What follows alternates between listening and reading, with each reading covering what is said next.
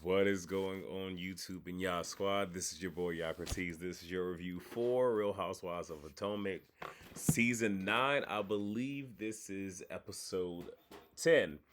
This is gonna be a bit of a quick review. If I can get if I can get to 12 minutes, I'm gonna be shocked. So anyway, we get Giselle. She talks with her daughters. We found out that Angel is graduating with a 4.2. Adore is graduating with 3.9. That is a beautiful thing. Again, we give Giselle a hard time, but what we're not going to do is say that she hasn't, done a great job with her children. Not going to say that. They talk about, Adore and Angel leaving.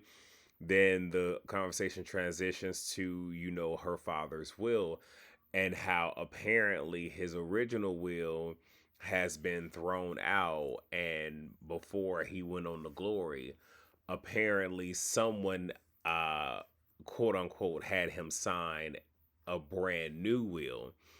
But Giselle says technically that's impossible. One, because she was there with him during those moments for the most part. And at the same exact time, because she was there, she knows that he couldn't even hold a pen. So, how was he able to sign it?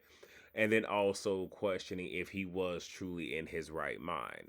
She didn't say that, but I'm just saying, like, given everything, some people like that could be a test that that person probably wasn't all the way there. Um, Let me see. And this was after the brain search, if I didn't say that. And then she says that she wants to get it thrown out.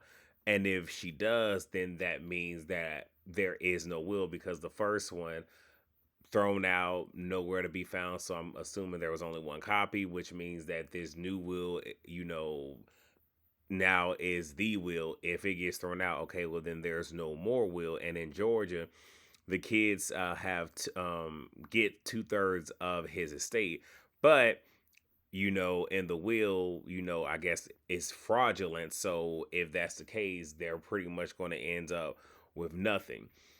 And what this seems like to me is if that is the case, then that just means that they're going to be stuck in probate. More than likely. And get being stuck in probate, it's one of those where so much money gets thrown into going through probate court. It's almost like, is it really like once you get out of it and you get what you deserve, was it really worth it given all that you had to, invest into it? Giselle, says because of all of this and whatnot, she doesn't want to be legally tied to anyone. And even mentions that Jamal had put everything in a trust and she made sure that before he got into any marriage or whatever, is that she wanted him to make sure that their children are protected before he go ahead and do anything else. And that's the whole thing of, call it what you want. Marriage is nothing but a business. So Giselle is making sure on the business side of things, you gonna take care of what you helped me create. After that, you do whatever the hell else you want to do because you divorce. If that happens, that don't need to affect what is supposed to go to their children. Understand it. We get Stacy and TJ. He wants to make a pizza for dinner. Pulls a bonnet out of her cabinet, but she claims that she don't wear a silk bonnet. So where the hell did this bonnet come from?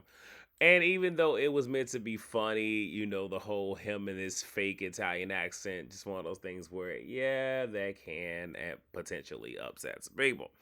He brings up Wendy's party and how he felt, saying that he felt like an Uber date. Now, Stacey's whole thing is okay, well, the men were there, so she's just trying to figure out why couldn't he just, mingle. And I didn't like someone said this in their review. I don't think it was said on the panel, but somebody said in their review, and it's a good point. She's at work.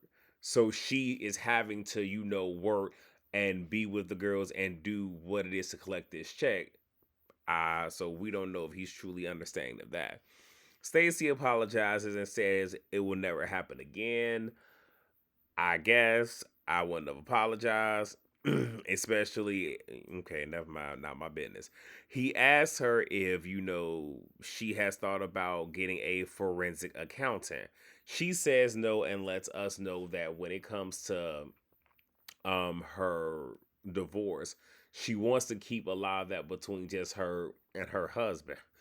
But he literally is asking you a good question, especially given the fact that you don't know where the money was going and the fact that he has opened up accounts in your name. Yeah, you might want to get a forensic accountant. I'm just saying. I mean, I don't look. I don't give TJ a whole lot, but with that right there, he trying to help you. Might want to listen. So Stacy tells him, what the girl said and recommended. And, he doesn't feel having sex with people you don't care about will heal anything.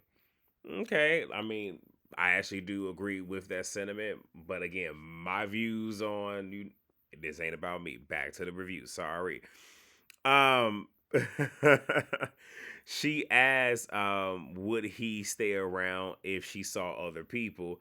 He says that he wouldn't close himself off to, other options, so it is what it is. And honestly, I don't think these two really hammered out what this thing that they have is, because in my mind, and this is me, because that's why very overly, forthcoming on a date. Whereas if we're dating, that means I can date whoever the hell I want. When we decide that we want to be exclusive, and now we're in a relationship, when I can cut ties with everybody else, and now it's just me and you. I don't think they're there, but not my business. But when he said what he said, she was like, "No, you supposed to say no. You can't be with anybody else." And da da da. Stacey, he just ain't that into you, baby. That's it. So now we get Wendy and Ivy. Wendy lets Ivy know that she still hasn't told her mom about resigning. Susan walks in. Wendy, is happy about the party, her birthday party, how it was able to bring their families together. Wendy tells her mom she resigns while holding her hand. Her mom initially asks her if she's crazy and, says that she lost her appetite, talks about how, she would brag on her kids, da da da da. And I'm assuming her realizing, yeah, the cameras are here, let me pull it back. And pretty much just said to her, like, I don't want you to ever feel, like you just have to stay in one place and you're smart enough to where you'll be able to do whatever it is that you want to do. I think that she just mad because it's that allowance, but I'm gonna be nice. I ain't finna get Susan too much. Not tonight. That's all I'm gonna say. And then gives her blessings and blesses her in Jesus' name.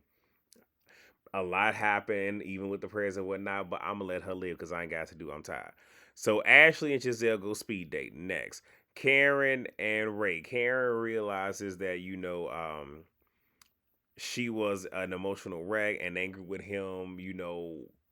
Like during, like right before the accident happened, and during and after and everything, and didn't know if their marriage would last. I'm still just like, if either we gonna talk about it or we gonna get the hell off the playground, like, because we not talking about no, we just talking very vaguely, which is why I said, and again, Karen and some of these other reality TV people need to talk to me, other people, because this would have been one of those where you could have did this to where you are actually having therapy as you've done before, tackling these issues to build a case, but that ain't my business.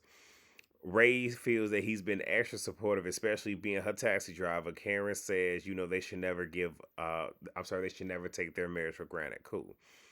Kiana is with Mia.